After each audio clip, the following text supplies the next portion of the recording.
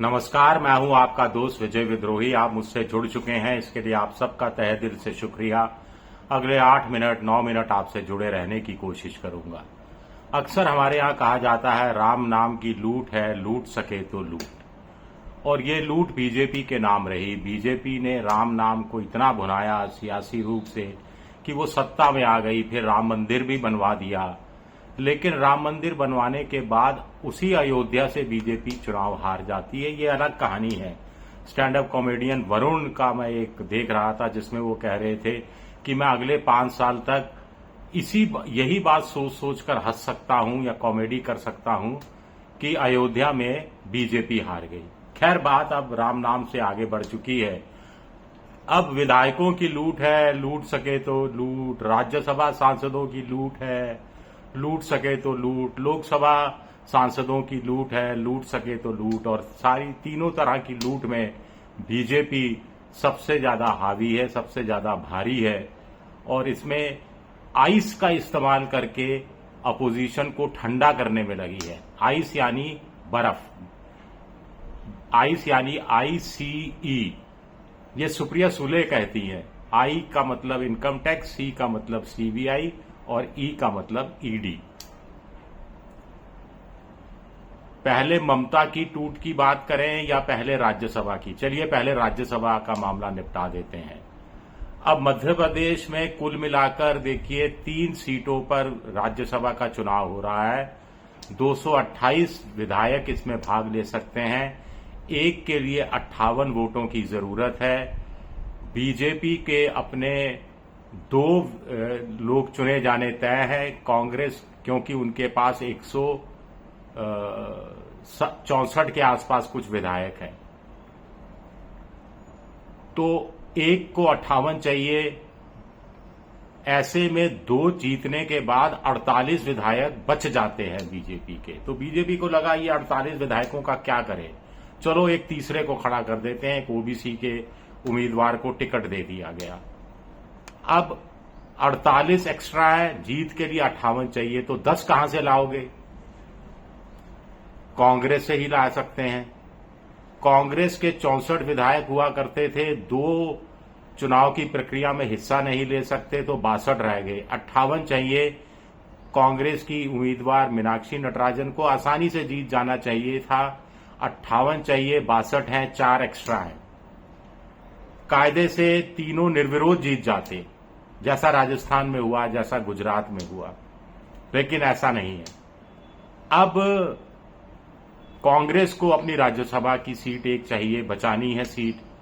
विधायकों में तोड़फोड़ ना हो जाए, क्रॉस वोटिंग ना हो जाए, तो फिर अंत में जब कांग्रेस में कोई संकट आता है तो DK शिव कुमार ही याद आते हैं। और बेंगलुरु भेज दिया गया है जीतू पटवारी, जो मध्य प्रदेश कांग्रेस के अध्यक्ष हैं, उनके साथ 62 विधायक या 61 विधायक भेजे गए हैं। बगल का जो झारखंड है, बगल में तो नहीं, बगल में तो छत्तीसगढ़ है, उसके बाद झारखंड है। झारखंड में कुल मिलाकर 2 सीटों के लिए राज्यसभा का चुनाव होना है। एक सीट के लिए 28 चाहिए। झारखंड मुक्ति मोर्चा गठबंधन, जिसमें कांग्रेस भी शामिल है, कुल मिलाकर 56 है, तो 2 जीतने चाहिए। 28 और 28, 56 चाहिए, 56 है। बीजेपी गठबंधन के बाद 24 हैं। जीत के लिए 28 चाहिए। कायदे से उम्मीदवार भी नहीं उतारना चाहिए था और बीजेपी ने उतारा भी नहीं। गौरव वल्लभ, उनको पहले एक पर्चा भरवाया गया, फिर कहा नहीं आप नहीं लड़ेंगे, एक और से पर्चा भरवाया गया। अब बीजेपी ने क्या किया, एक धनपशु, एक उद्योगपति को बाहर से समर्थन दे दिया है कि आप जाने, आपका काम जाने, 4 आप कहां से जुटाते हैं, हमें कोई लेना देना नहीं, हम आपकी मदद कर देंगे आइस के मामले में। क्योंकि ED ने फिर शिकंजा कस रही है जो हेमंत सोरेन है, और कोर्ट ने भी ED के पक्ष में ताजा फैसला दिया है कि प्रथम दृष्टया केस बनता है एक जमीन के टुकड़े की सौदेबाजी को लेकर। तो वहां कांग्रेस के, हेमंत सोरेन, यहां थोड़ी सी कहानी गड़बड़ है। कहा जा रहा है हेमंत सोरेन मान गए। पहले कहा जा रहा था कि हेमंत सोरेन के पास 34 हैं, 28 से उनका उम्मीदवार जीत जाएगा, बाकी 6 वो कांग्रेस को देने के लिए तैयार नहीं हो रहे थे, क्योंकि कांग्रेस ने हेमंत सोरेन से चर्चा किए बगैर एक तरफा अपना उम्मीदवार की घोषणा कर दी थी। अब भूपेश बघेल के अब मनाया जा रहा है। लेकिन कहानी ये है कि बीजेपी को मध्य प्रदेश में 10 चाहिए, बीजेपी को झारखंड में 4 एक्स्ट्रा चाहिए, तो क्या होगा आप समझ सकते हैं। अब बात करते हैं ममता बनर्जी की। ममता बनर्जी का विधायक दल तो टूट गया है, 80 में से 60 बाहर हो गए हैं, अलग से जगह भी दे दी गई है। फिर बीजेपी की नजर थी कि इनके 29 सांसदों पर, 29 नहीं है, कायदे से एक की मौत हो गई, 28 हैं। इसके लिए 2/3 के हिसाब से 20 चाहिए थे। कल तक बड़ा शोर मचाया जाता रहा कि 20 टूट रहे हैं, 20 टूट गए हैं, 20 के नाम आ गए हैं, बैठकें हो गई हैं। यहां तक कह दिया गया कि लोकसभा स्पीकर चूंकि चंडीगढ़ में है तो लोकसभा सचिवालय को पर्ची कागज सौंप दिया गया है हस्ताक्षर वाला, लेकिन ना तो वो 20 चेहरे सामने आए, ना 20 हस्ताक्षर सामने आए। और अब स्पीकर साहब भी दिल्ली लौट आए हैं, लेकिन हां, लोकसभा सचिवालय ने इनकार किया कि उनके पास इस तरह का कोई सूची आई नहीं है। और बीजेपी में जाने के लिए आतुर जो कोकिला है, सांसद हैं, ममता की करीबी रही हैं, अब विद्रोह का झंडा बुलंद किए हुए हैं, उन्होंने पत्रकारों से कह दिया कि 20 को की सूची हम सौंप चुके हैं।